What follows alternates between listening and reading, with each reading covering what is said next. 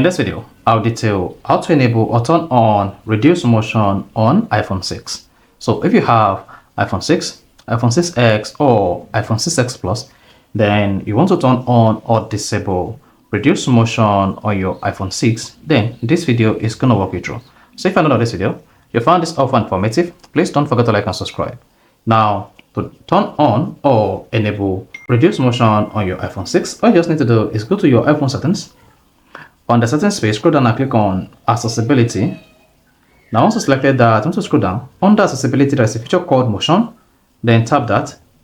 Then here you should say reduce the motion of the user interface, including the parallax effect icons. Then turn this on, and that is going to reduce the motion across app interface, and also the reduce motion is referred to as parallax effect on your iPhone. So once you switch between application on your iPhone, you should see the motion effect reduced. You see that? Then let's go back and turn on reduce motion. Then this is going to make the iPhone really fast and reduce the parallax effect or reduce the motion between application on your iPhone 6. So if you found this helpful and informative, please don't forget to like and subscribe.